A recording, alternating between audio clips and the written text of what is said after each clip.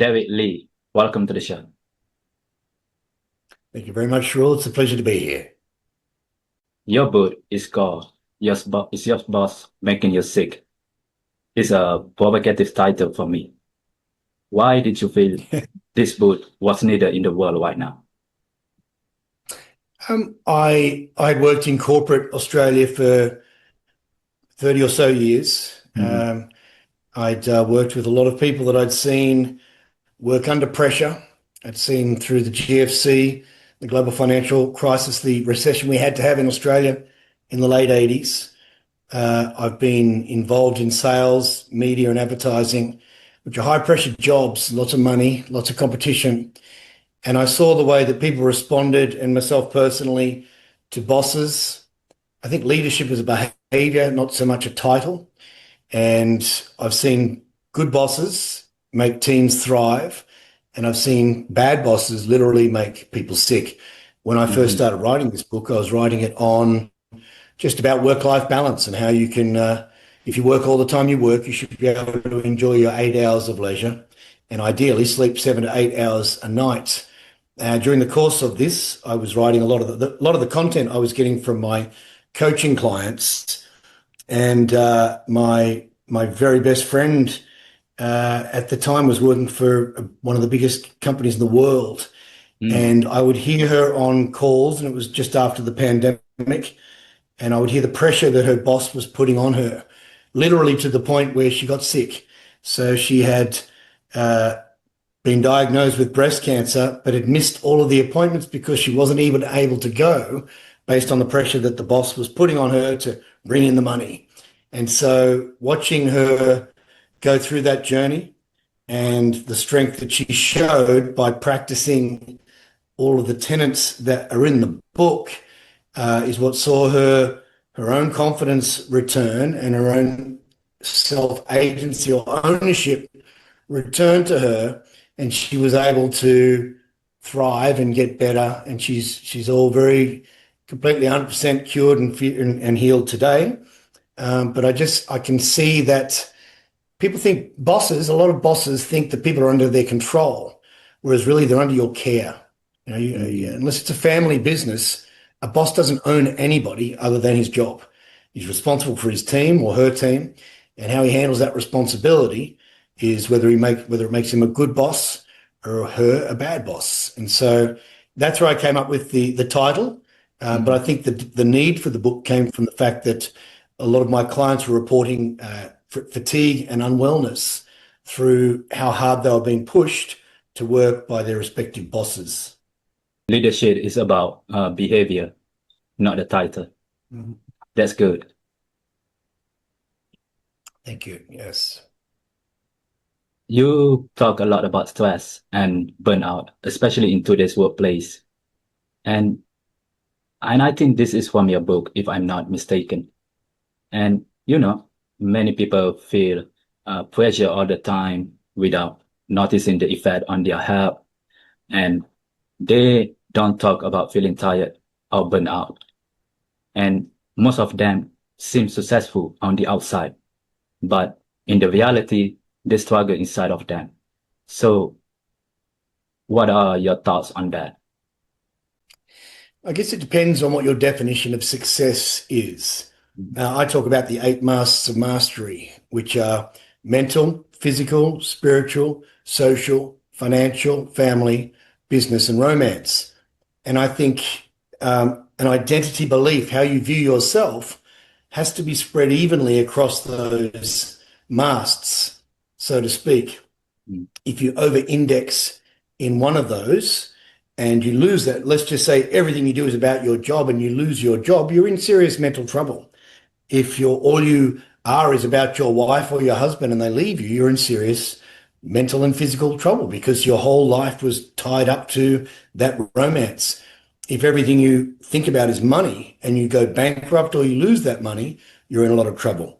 Whereas if you can keep a healthy identity in each of those by looking after yourself and practicing a whole bunch of things, you keep on top of that overall holistic view of yourself. And your identity is not just attached to external things, but you own that identity. And the identity is up to you to continue to work upon. As far as your responsibility, it's your ability to respond to the things that happen to you in life that determine whether you're going to be happy or unhappy. One of my favorite quotes from Seneca, I think we suffer more often in imagination than in reality. And I keep coming back to that. And, it nails what stress and burnout looks like in today's world. And early in my career, I would spend hours stressing over the stuff that never even happened. And I play every worst case scenario in my head.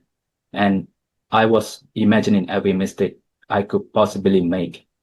And on paper, David, I look ready for anything. But in reality, I was wide out before the day even started. And, Seneca words makes me realize something important. And our minds can be our own biggest enemy. And Absolutely. most of the pressure we feel doesn't come from what's actually happening. It comes from the story we tell ourselves. And we create a lot of problem in the world, and we rehearse the failure that might never exist. And I used to think that being prepared means predicting every disaster. And yeah, but I was actually just exhausting myself with imaginary stress every single day.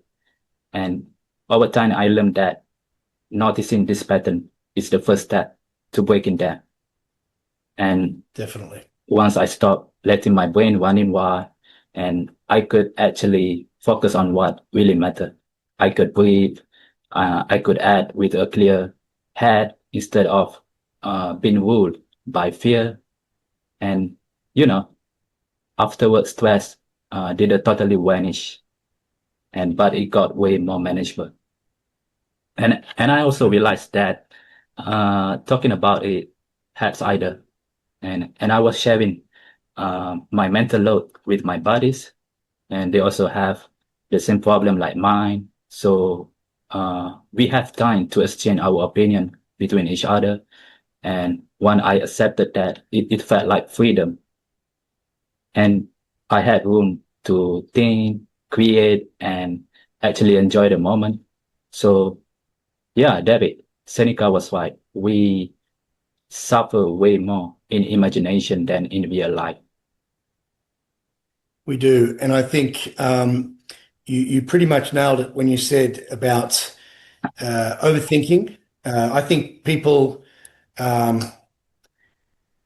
let their thoughts run away with them. Around the time of Seneca, they used to say that it was like the rider and the horse. We were our mind was the horse, and we had to control that horse. And we can let it run sometimes if it's good, but it's up to us to bring it back.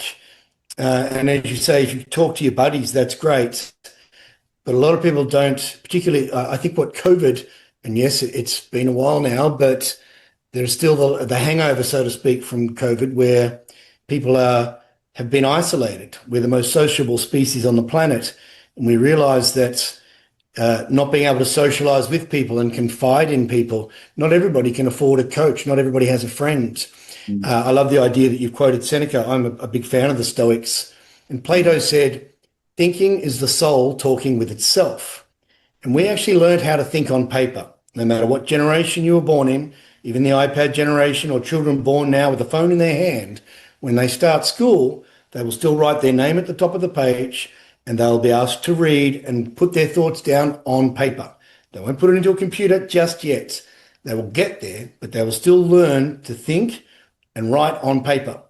And so I'm a big fan of morning journaling, where you get up and the first thoughts that you have, you put on paper. They could be blurb, they could be anything. But how you start the day is how you spend the day. The first decision you make determines the outcome of your whole day.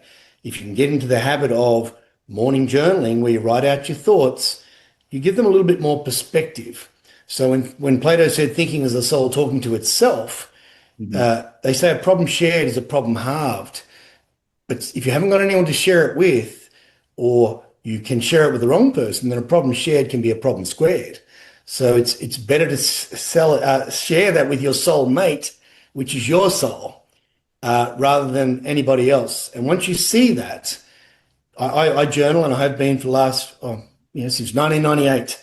And every now and again, I'll pick up a journal from 10, 15 years ago, and I'll look at it and I'll think, wow, that thinking hasn't changed. So I have a problem, but that thinking that I had back then hasn't changed. So I have to change the way I think in order to change that problem.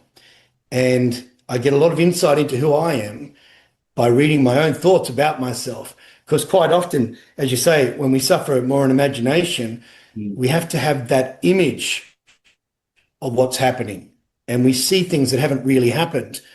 But as much as creating things that you want to happen, you have to picture what they look like. In order to get fit, you have to see yourself as that fit person.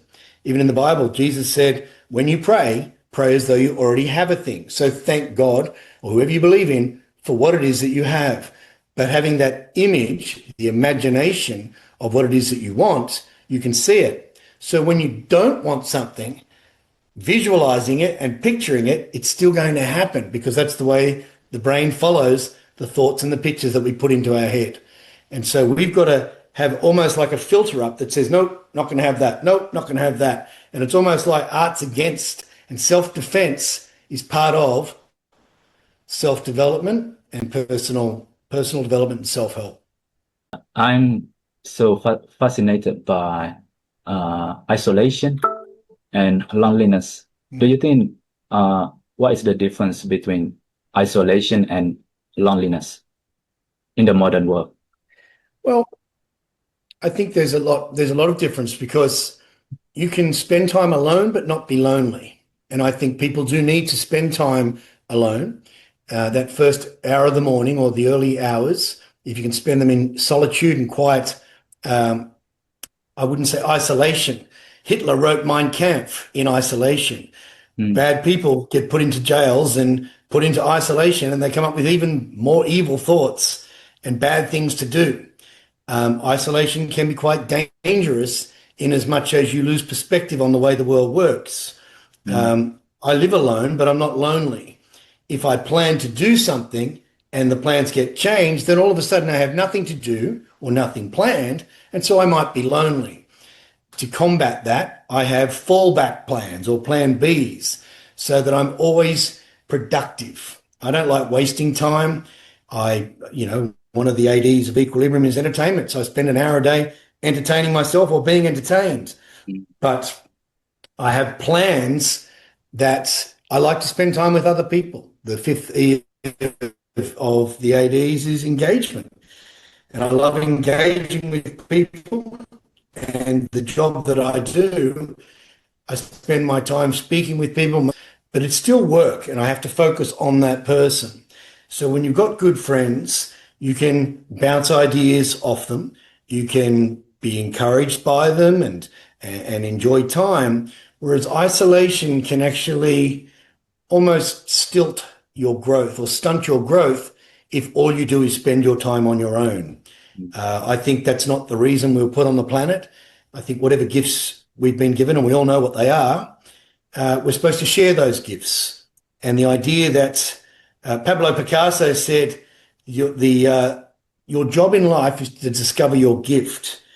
The meaning of life is to discover your gift. The purpose of life is to give it away.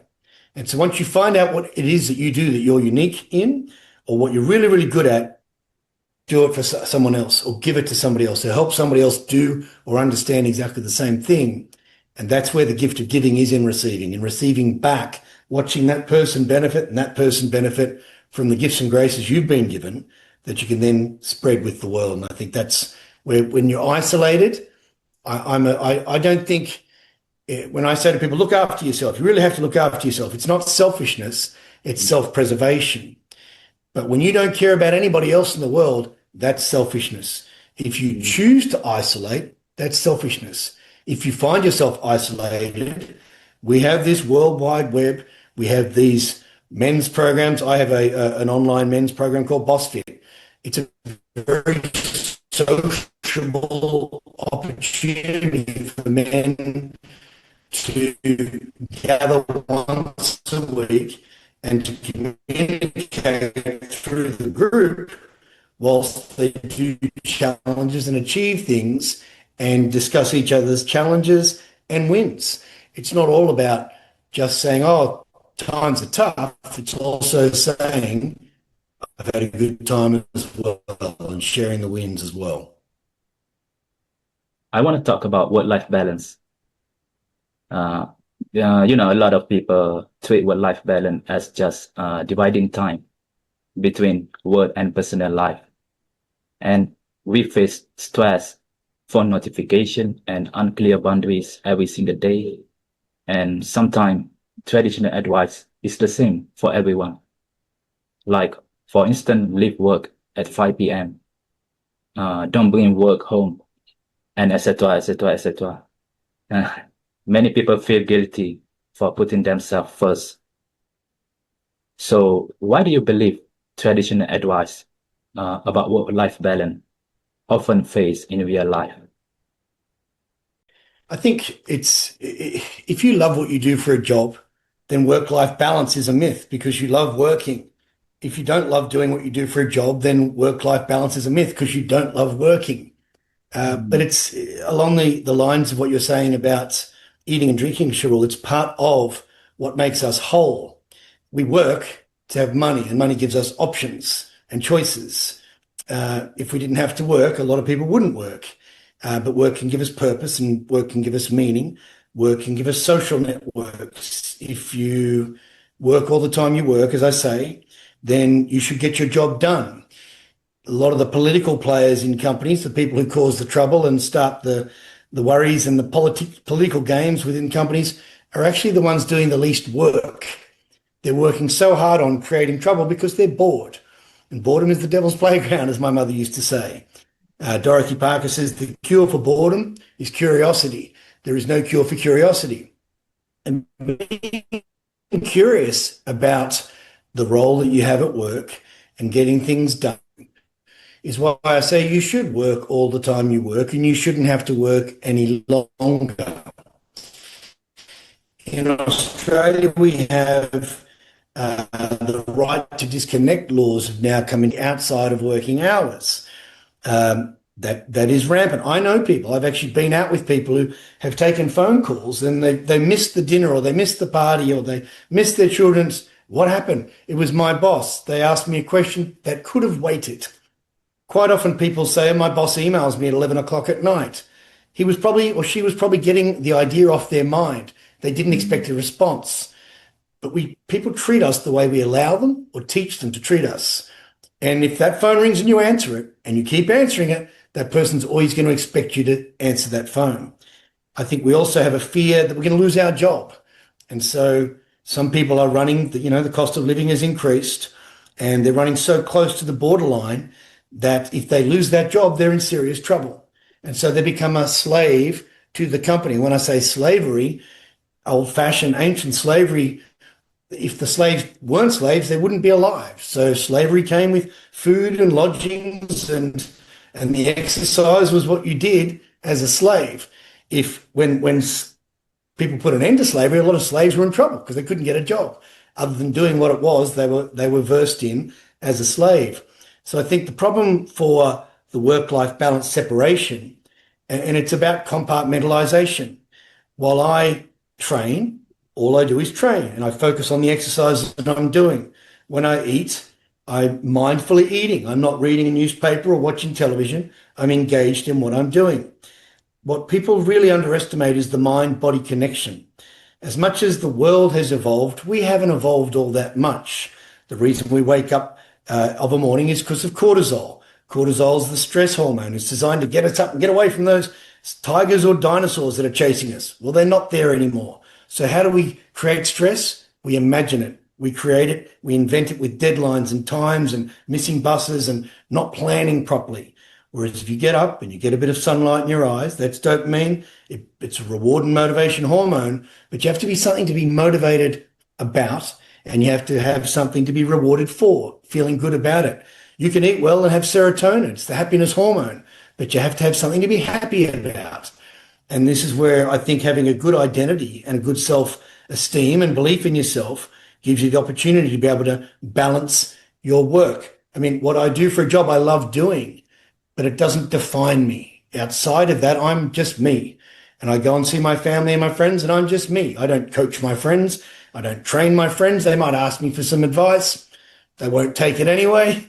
I always say to people, none of my friends are my clients, but all of my clients become my friends because I like to see people do what it is that they say they will do. When people want to change and they do something about it, they want to improve themselves. And so they do.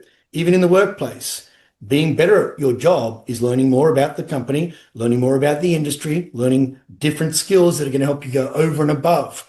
People don't necessarily get paid more for doing more, but they make their own lives easier when they are more valuable. You're not necessarily going to get a pay rise, but you're not going to lose your job if you're indispensable. People will replace you tomorrow if you are replaceable.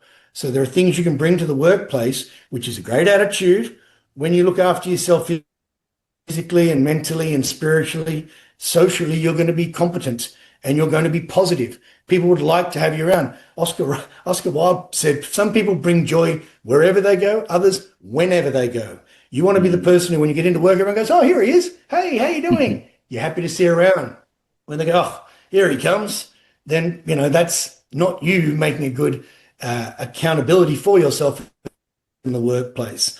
So I think people can over-index. So I might say to people, give yourself a score out of 10, where 7's not an option for how you feel mentally, physically, spiritually, socially, in your job. Now, everyone says 7 because it's easy. There's a big difference between 8 and 6. And so when you do a self-evaluation, I might wake up of a morning and think, how do I feel mentally? If I don't feel above 7, I better do something about my mental state. If I feel 8, 9, that's great. Physically, 8, 9, great. Spirit, great. Socially, oh, I better call a friend. And so it's a very quick way to check in on how you are carrying yourself and how you are. And we never know how we're going to wake up, and that's the beauty of life. But you can set the tone by actually having things in place to immediately create a mood of positivity and joy. And I think the happier you feel about yourself, the happier you are with the world. It's difficult to, as I say, I think a lot of time, if you can develop the ability to compartmentalize life, Benjamin Franklin said a place for everything and everything in its place. And that's why when of a morning I'll set myself an idea and say, right, I've got to do this, this, and this. The things that I'm responsible for. So while I'm journaling, I'm just journaling. I don't have music on. While I'm writing, I write daily for a couple of hours. I'm not connected to the internet, so I'm not interrupted. Again, I don't have music on. I might just have the sounds. When I train, I just focus on the training. When I read, I just read. When I'm talking to somebody, I'm in that room with that person. I think the problem that we have is being present and connected in the task that we're doing to the degree that we should be, which is 100%.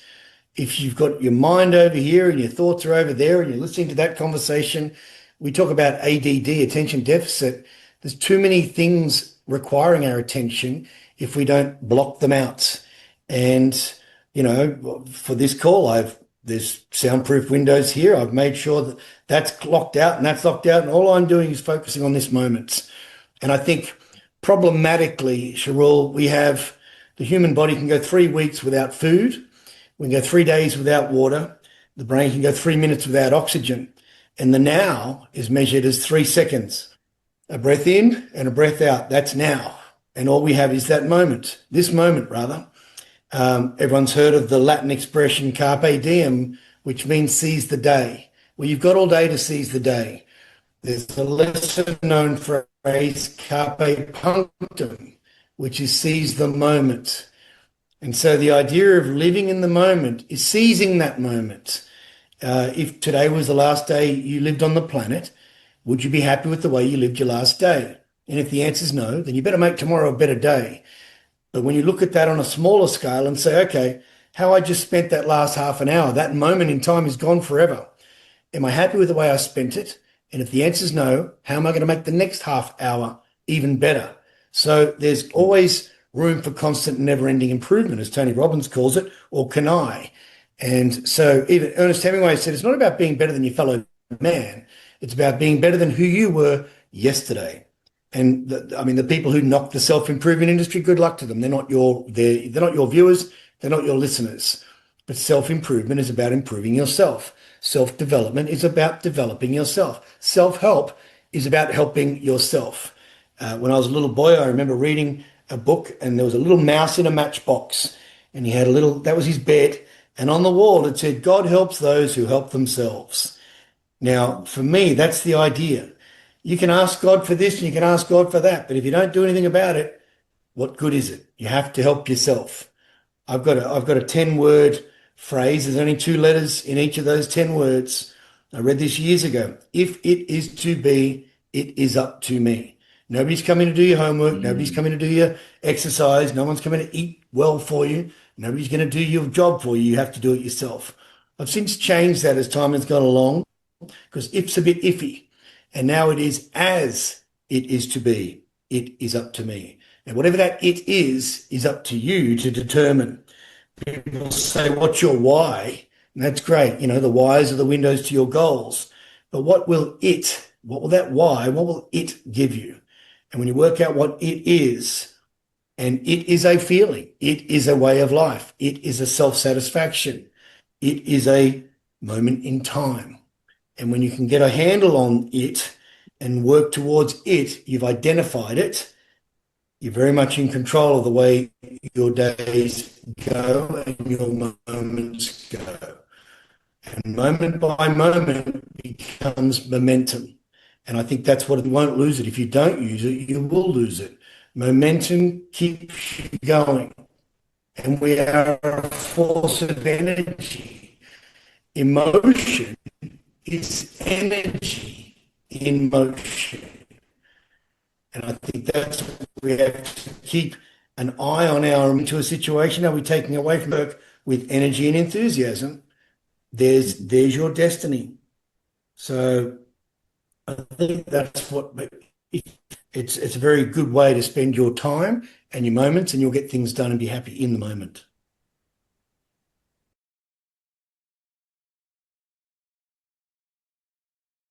Mm. I love your explanation. It's so clear, David. And you center the book around the 8 E's, equilibrium framework. Can you explain how Sure. Can you explain how you developed this concept? Let's start with the first E, enlightenment, and the second one is education. So one of my clients is BMW Motor Group in Australia, and I would often do workshops for them.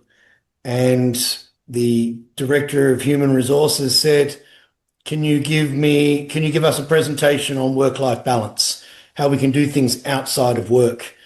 And it's very difficult for people. We think in small chunks. To remember large pieces of information is quite difficult as humans.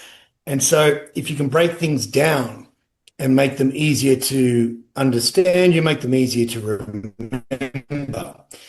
And at the time, I had come up with 5 E's, which were relevant to them.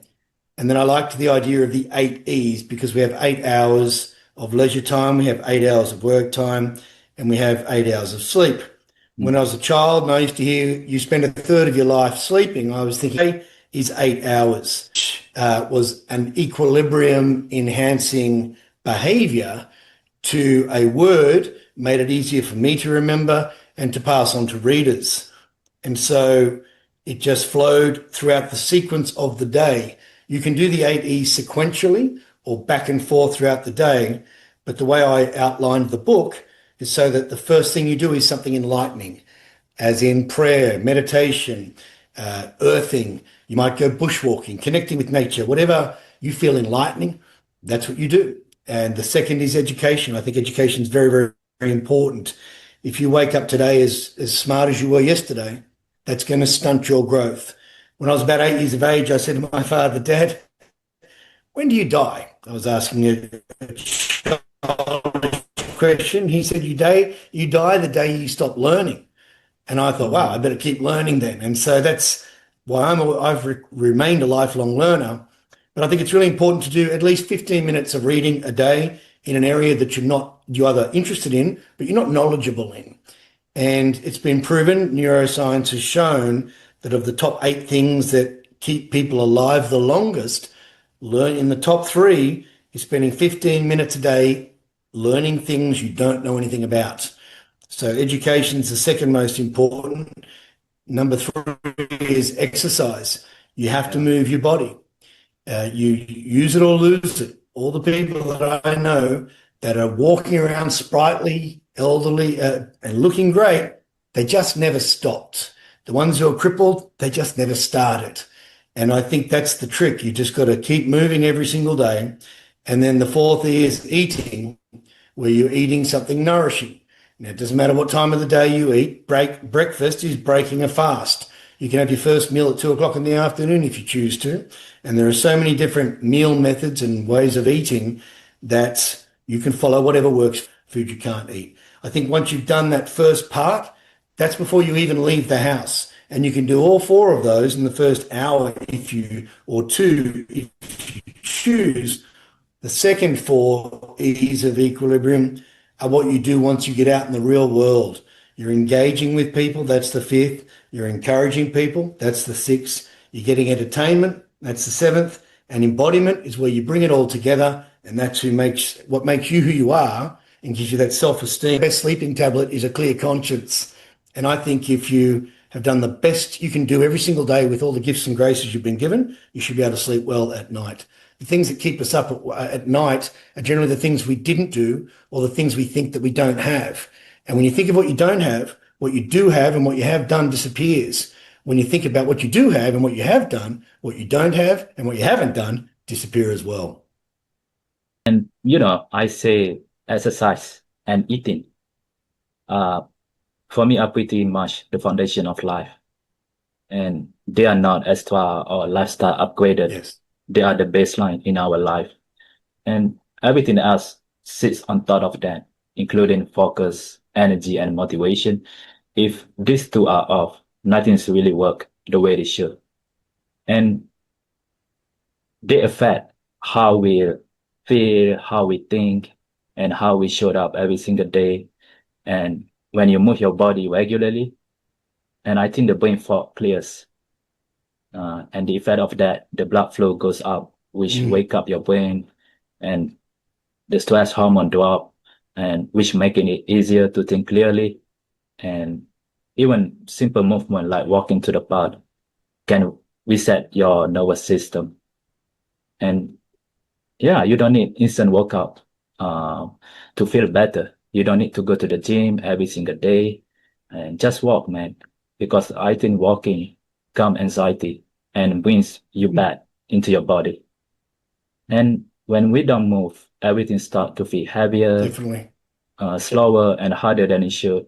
And the consequence of that is our energy drop, which making the small tasks feel exhausting. And, we still feeling unmotivated to keep going at the same time.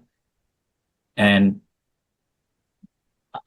eating work the same way behind the scene from my perspective. Our brain literally runs on what you feed it. And Yes. Good nutrition means poor focus. Good nutrition means good thinking. And when nutrition is off, our attention disappears fast. And we feel scattered and easily distracted. And even simple thinking feels harder than it should. And that's when people start learning on sugar and caffeine just to get through the day. And, coffee becomes survival to them. And, sugar gives quick energy to them. And the cycle repeats over and over again. And it drains you more over time. And on the flip side, eating real food keeps your mind clear and give you more energy. And you feel way more in control to do anything. And yeah, the bottom line is that exercise and eating are the groundwork for everything else in our life. So I couldn't agree more with you. You describe yourself as a lifelong learner. Can you share a personal moment when learning changed the direction of your life? Many. The idea of, I remember many years ago, I worked for a company and I had an executive coach, and he had said to me, um, the company I worked for, there was lots of money and people were being very unethical, amoral, and it wasn't a good place to work. I was very good at what I did. And the boiling frog syndrome, whether people have heard about it or not, apparently, if you put a frog, knowing it's safe in the water, it will stay there until it's boiled alive. If you throw that same frog into a pot of boiling water, it'll jump straight out because it's hot and it's painful. Whereas most people don't realize the environment changing around them. And I had joined this company and I loved it and I was doing really, really well. And then little by little, new management came in and new laws started coming in and new rules. And it became I didn't like where I was working. And I had this executive coach and he said, well, there's politics and there's a game and you need to play the game. And I said, I don't play games. He said, whether you realize it or not, by not playing a game, that is a political game. You're playing the game of not playing a game. And he recommended I read a book, and the book was The 48 Laws of Power. And the idea that he said is you need to be aware of the political games that are going on around you. You don't have to play them, but you need to know how to combat them or be aware of what's happening. And he said, you should read this book. And I went out and I picked up the book that day. And the next week when I had the meeting with his executive coach, he said, how are you going with that book? I said, it was phenomenal. He said, well, where are you up to? And I said, no, I read it. He said, it's 400 pages. And I said, but you had told me all the solutions to my problems were going to be in that book. And I read that book. And I don't know how many times I've read that book since. But the idea of learning and learning abilities to say no. The first law is never outshine the master. What I didn't realize was the quote is, the stars as brilliant as they may be know never to shine while the sun is out. And I didn't realize that my new boss was threatened by me because I would show him up. So I had to dim myself around him, which is a terrible thing to have to do in anyone's world. But that was one of the laws. And the second law was never put too much trust in friends. And one of my friends there had betrayed me. So I learned a lot. It was a very important time of my life. It was early 2000s. And it made my decision to become a coach because I really enjoyed leadership. I enjoyed running sales teams and seeing people develop and become a better version of themselves and become more confident and competent and then be better and help other people. And I thought, I've got a gift, I've got to share it there. Rather than, the reason I was a good salesman, I was good at building relationships because I invested in my clients, in their minds, and I would give them advice or we talked through their problems. And so I was coaching clients without realizing it, and they were buying advertising space off me. So I was hitting all my budgets and making lots of money. But money made people greedy and made people competitive and slanderous and envious and all those other things.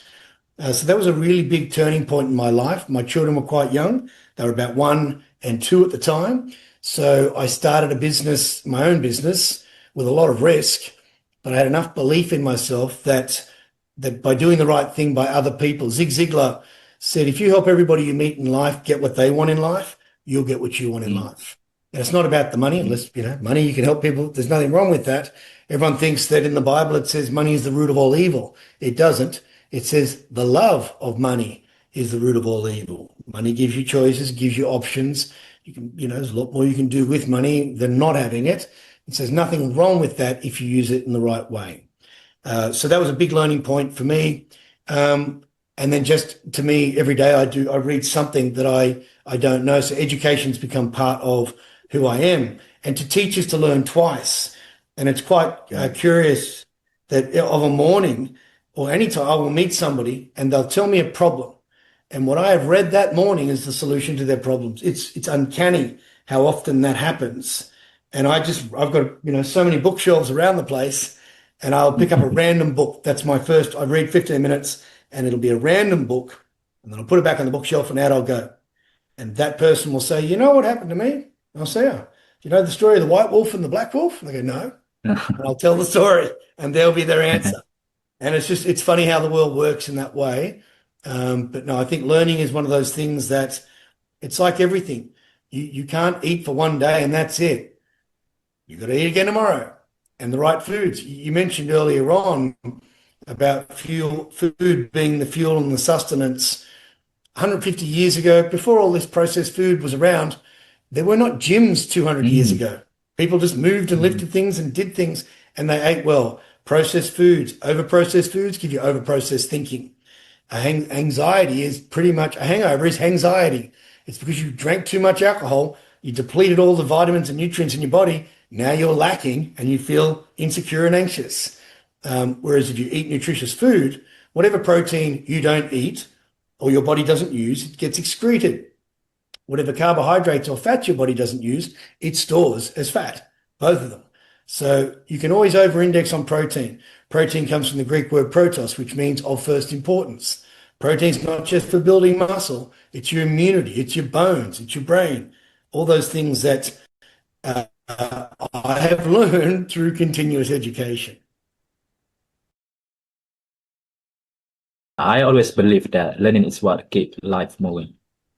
And, I was working on construction a couple of years ago, and working on construction was challenging, and you under pressure all the time. And one morning, I'm sitting at my desk, and I was staring at the same spreadsheet I've been staring at for months. And I realized I was stuck in routines I never even questioned. And on the outside, people will say, "Wow, you're busy, man. You got a lot of work to do." Mm, But inside of me, I feel restless, frustrated at the same time. And then one day, mm, I pick up a book that shook my world. And the book title was Man's Search for Meaning by Victor Frank. Yeah. And yeah. yeah, I think the book for me was made me question everything I thought I knew about who I was and what actually my purpose for life. And David, it wasn't just Mhm. about learning new things. It was about unlearning the stuff that was holding me back. And Yes. yeah, Yes.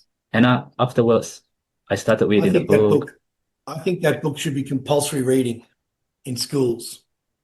Yeah, so great with the fan. Mm, And after that, I started reading the book, and I started listening to podcast and talking less.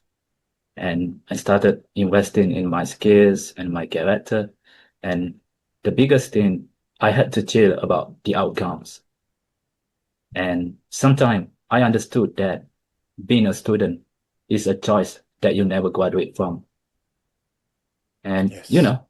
learning that doesn't stop after school or college.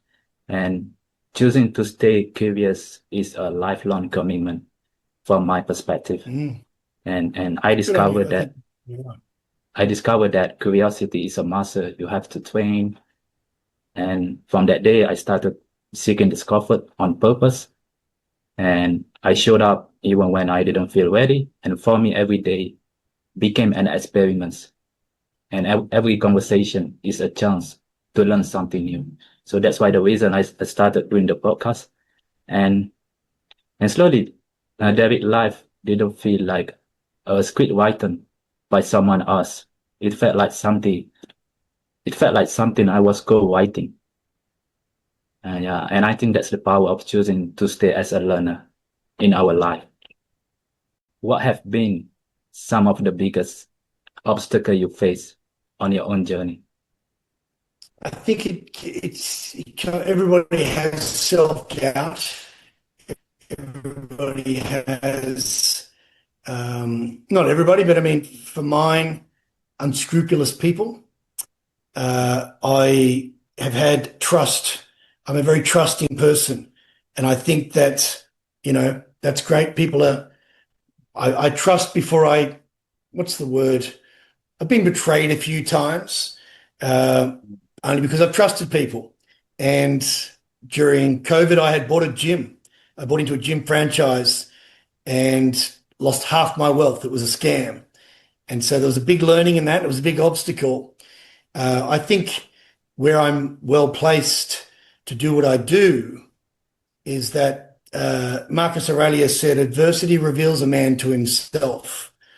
And when you overcome things, you learn a lot about things.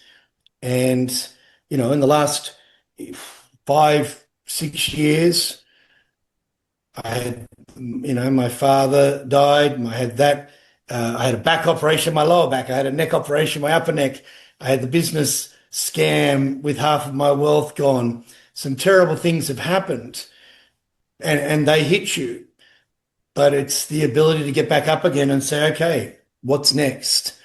And I also recognize when things are going bad, I start to get a little bit excited and optimistic because I think, oh, this is good because there's something good around the corner. It's what can I do to improve this situation? If you just sit there and go, oh, well, Winston Churchill said, when you're going through hell, keep going. These are things that I've picked up along the way to help me. And the number one go-to is always exercise. When you mentioned walking, somebody said to me once, if there was one exercise you would recommend to anybody, I would say walking. A friend of mine today was telling me how he's running 5 kilometers. I said, I can't remember the last time I ran 5 kilometers. I walk every day. I do weighted walking. We are one of the only species on the planet designed to carry. Even gorillas will drop a bunch of bananas after 12 steps because they're not designed that way. We are designed to carry and walk. So I will walk with a weighted backpack all the time. No matter where I go, there's weight in that backpack. Every second day, I put a lot of weight in that backpack and I go for a long walk. And I think Friedrich Nietzsche said, no great idea was conceived without walking. And when you spoke about man's search for meaning earlier on, he quotes, Viktor Frankl quotes Nietzsche in there when he says, with a big enough why, man can endure almost any how. And so even throughout any of my adversities, I think, what's the why? Why is this happening? And how am I going to get out of this? Or how am I going to respond? There's a big difference between people who live in a world of blame are very reactive. Road rage is the person in front of you's fault for you running late. A responsible person says, what am I going to do about it? And whenever I find myself in really tough times, I put on the backpack with a lot of weight and I go for a walk. And every time I think of a blaming thought, I ask, how am I responsible? How am I responsible? And I'll be responsible some way or another. Okay, now that I'm responsible, what am I going to do about it? And I have to put into play those actions. Now, when I finish that walk and I take the backpack off, the weight of the world is off my shoulders, literally and metaphorically. And the mind-body connection makes me feel very light, very, very positive, and it doesn't bother me anymore. Your dwelling, where we live is your dwelling. And I say to people, you either deal with it or dwell on it. If you're going to dwell on it, you're just letting it happen. If you're not going to dwell on it, then deal with it. If you're not going to deal on it, don't dwell on it. Or if you are, don't tell me about it. Here's some things you can do about it, but you have to take personal responsibility. Your ability to respond, that's responsibility. So I think some tough things have happened. I lost a brother 11 years ago in a drowning accident. He was my mentor, which gave me a very different perspective on life. I was never going to get tattoos. My parents would kill me if they knew I was to get tattoos. I only have 2. They're both Latin expressions.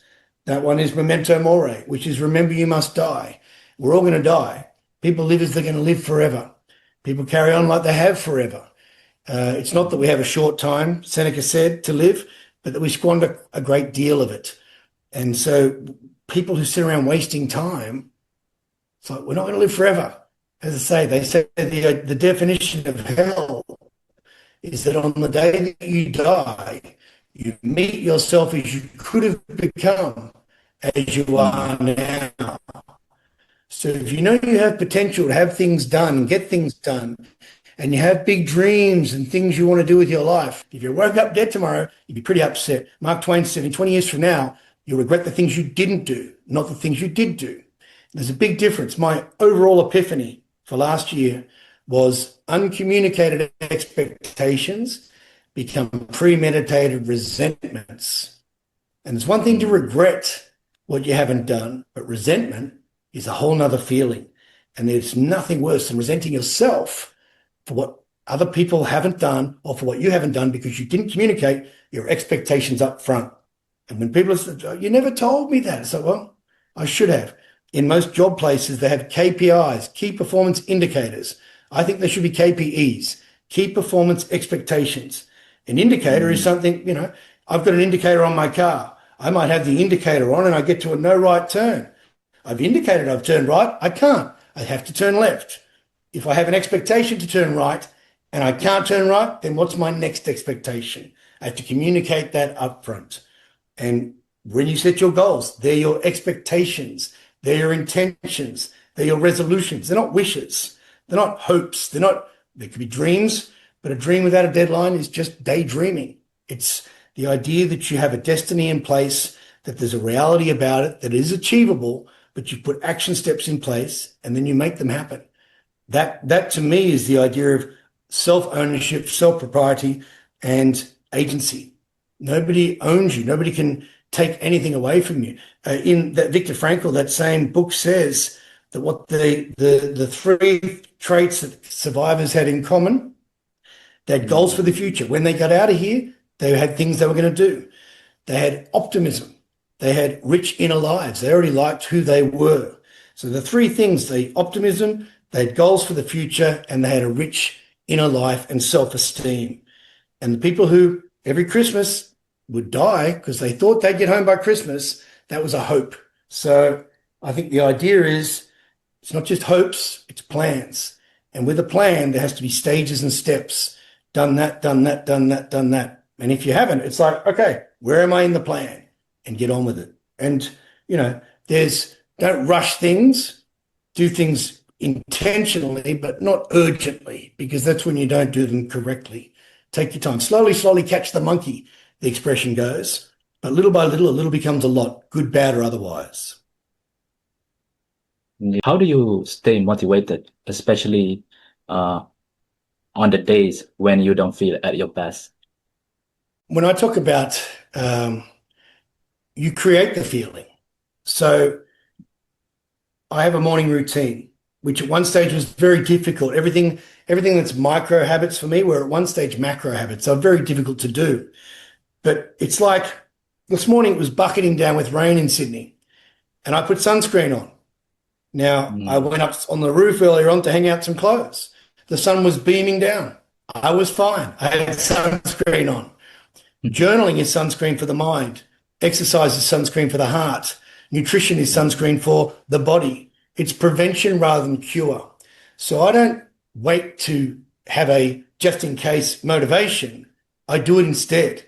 So my morning routine, I have a breathing technique which stops me from getting, or anyone from getting, anxiety.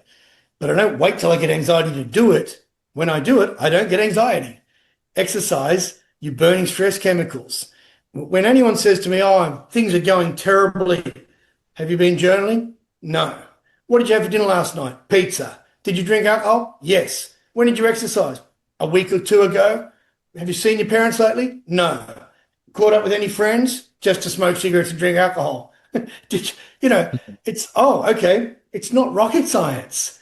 It's prevention rather than cure. And so for me, everything I do is preventative.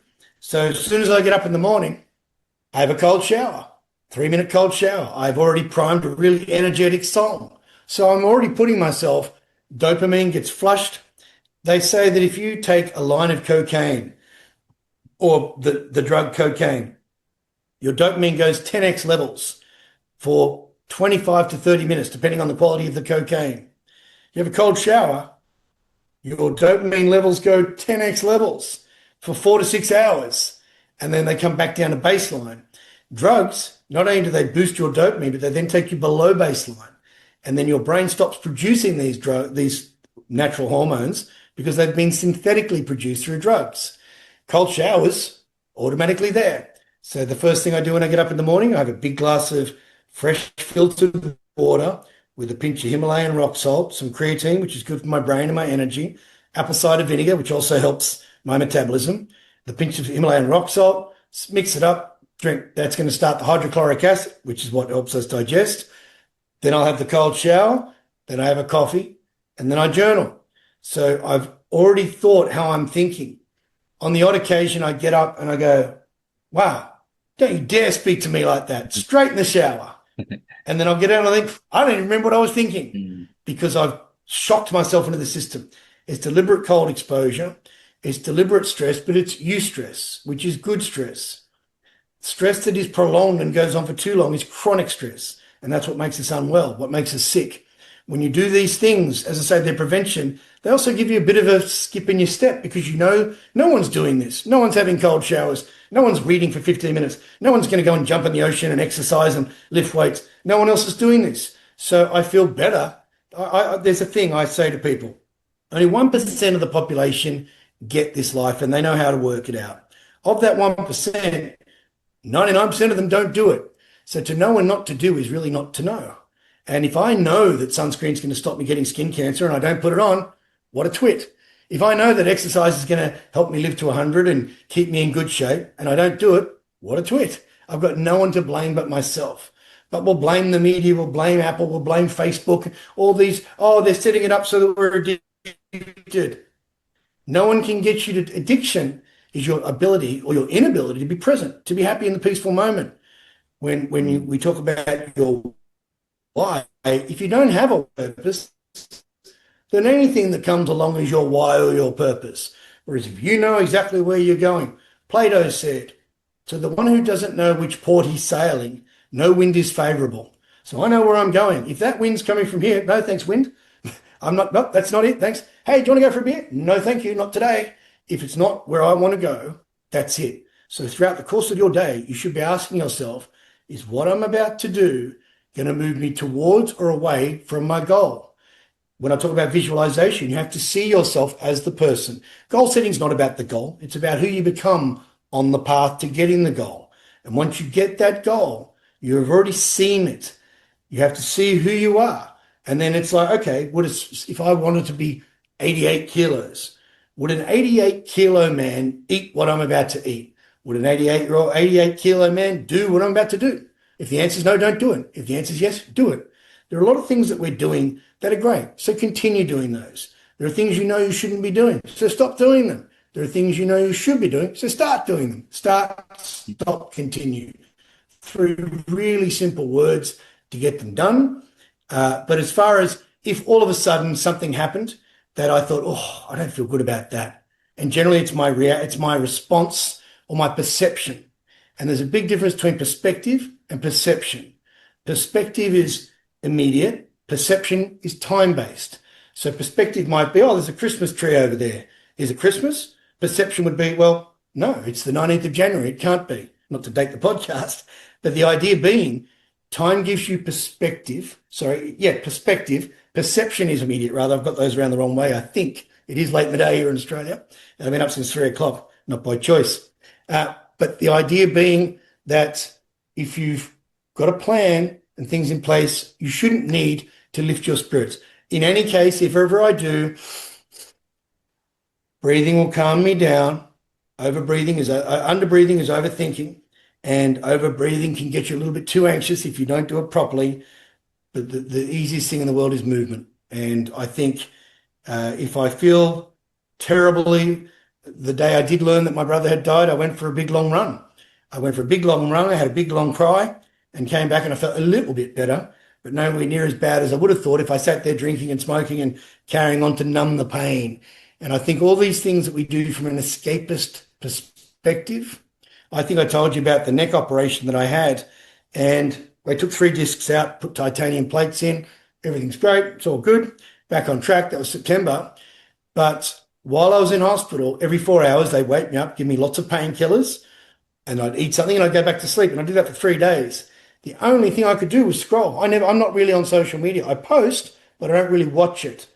But what I realized was it doesn't take a lot of thinking to do that. There was a Simpsons episode that I remember watching once where Bart Simpson had taken over the local radio station in Springfield. And Lisa, his sister, walks into the lounge room. She turns the television off. She puts the radio on top because Bart's in the town and he's going to make an announcement. And she says, "People of Springfield, have an announcement to make." And Homer says, "Well, turn something on. I'm starting to think." And I think all these things that we do are so we don't have to think.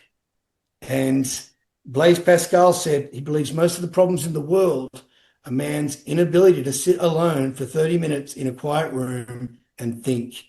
And yet If you can sit alone for 30 minutes and do nothing but think, the amount of ideas you come up with and the creativity and the solutions are phenomenal. It's like a bucket of muddy water that just clears all of a sudden. And I think that's what walking does as well. You walk, and I don't know what it is. Is it the time? Is it the perspective? Is it the movement? Doesn't matter, but I do get the result that I did want in the end. If you could give one piece of advice to your younger self at the beginning of your journey, what would it be? My advice would be, if the first mistake I would ever have would be to care what people think, and the second Mm, mistake would be to think that they actually care. People don't give two thoughts to what they say to you. They give you 1,000 thoughts to run around with afterwards. And when I talk to people about what they think about other people thinking, the problem is they don't. Most of everyone's thoughts are about themselves. What's he thinking about me? What's she thinking about me? And so don't think about what other people think. The only person you should be worried about what you think about yourself is yourself. If you can look yourself in mm. a mirror, great. The best sleeping tablet is a clear conscience. So yeah, that would be my best advice would be, don't worry about what other people think about you. So, David, thanks again for being here today and sharing your time with Sure. us. I truly enjoy listening to your experience, insight, and unique perspective. And I hope everyone will take away something meaningful from our conversation. So, David, where can people find you online and keep up with your Uh, work? they can find me at mindandbodymastery.com.au. They can go online and have a look for my book. It is Your Boss Making You Sick? The 8 E's of Equilibrium to Master Work-Life Balance. This book won the International Book Impact Award last year in the personal development, growth strategies and wellness tips categories. Just got back from Mm. Phoenix at the end of last year to get that award. Or they can go to david@bossfit.au and send me a personal email, bossfit.au,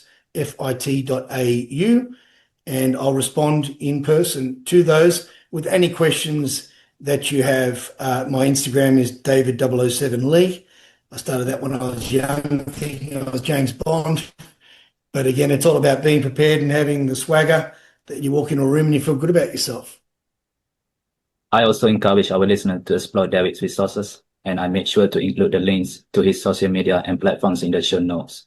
Take a moment to check them out and see what resonates with you. And when you do, feel free to leave a comment or share your thoughts below. I read them whenever I get a chance. David, Thank you, Cheryl. we reach at the final part of our conversation, and this is my favorite way to end every episode. I call it the last 30-second segment. Before we land off the plane, I want to leave our audience with something that sticks, something that they can carry on long after the episode is over.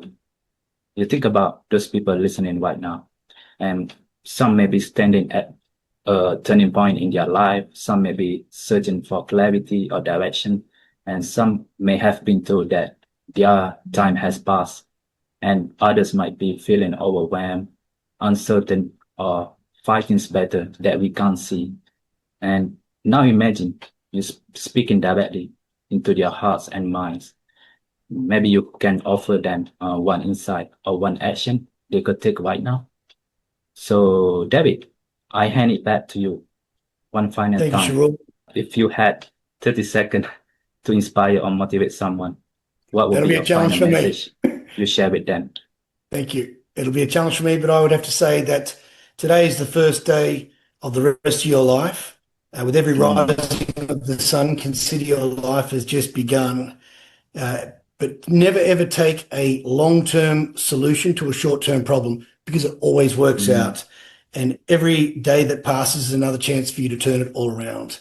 So give it another crack, and you'd be amazed that at the end of your life, when you look back and think, wow, the things I worried about didn't ever worry. So that's where I'd leave it at all, Sharul. And thank you for that wonderful opportunity, and blessings to your viewers and your listeners. I think you're doing a great mm. job. So thank you so much, David. Thank you for coming. Thank you for sharing your wisdom, and see you again. Have a great day. Good. Man.